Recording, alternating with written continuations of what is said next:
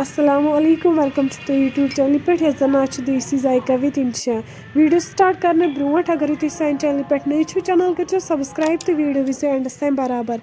आज बना बह दोद कहव यमिच रेसिपी बह तुह शेयर कर तो करो अजिच रेसिपी स्टार्ट। ये नी मे बान वन त्रा बह अत मज गिलास आब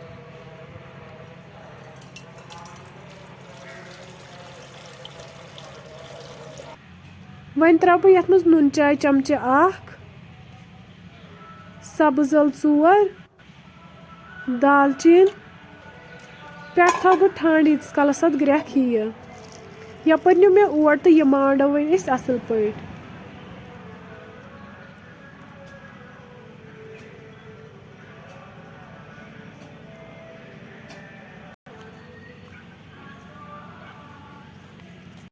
ओट मोड़ मे तो अत दिमो लगभग 10 मिनटन रेस्ट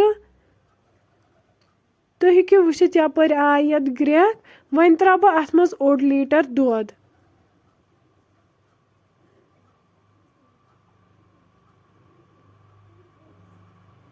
बह त्रा बह खंड चमचे 3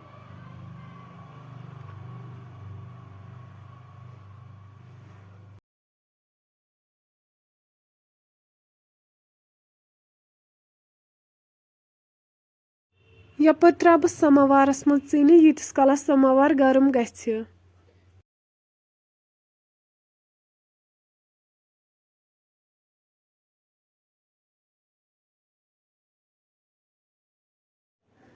समवार गर्म गसित त्रा बह अत मज वन दोद कहव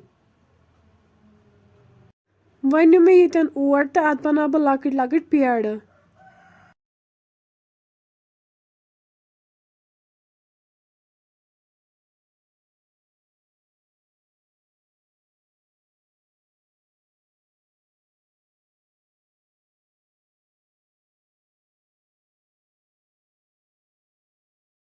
पेड़ मकल मे बनत वन न्यू मे पेड़ तो यह कड़ान बह अत सत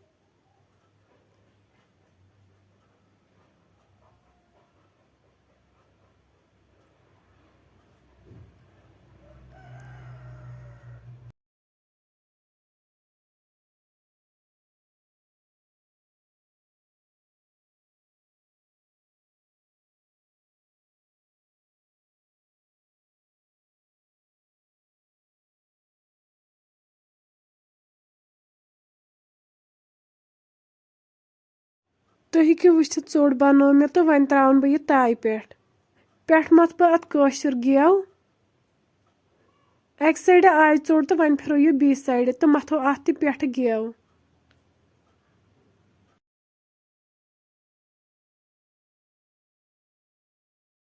तुम हेकि वुचित चोट गई तैयार तो वन बनाओ बाकी चोच तो इथे पे।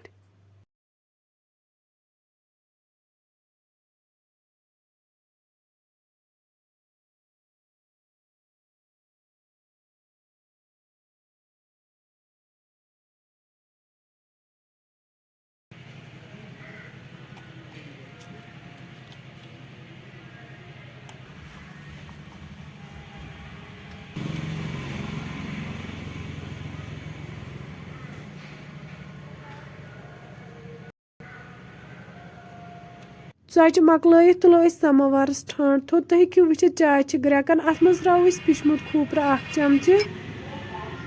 डून गोज 1 चमचे बह त्रो कशर गेव 1 चमचे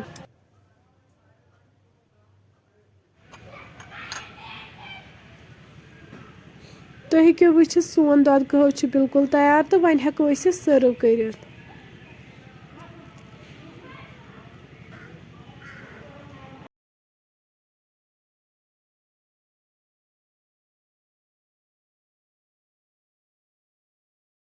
फ्रेंड्स अगर तुम सी रेसिपी पसंद आमत चैनल कर सब्सक्राइब तो बे दीजो पन फीडबैक। अल्लाह हाफिज़।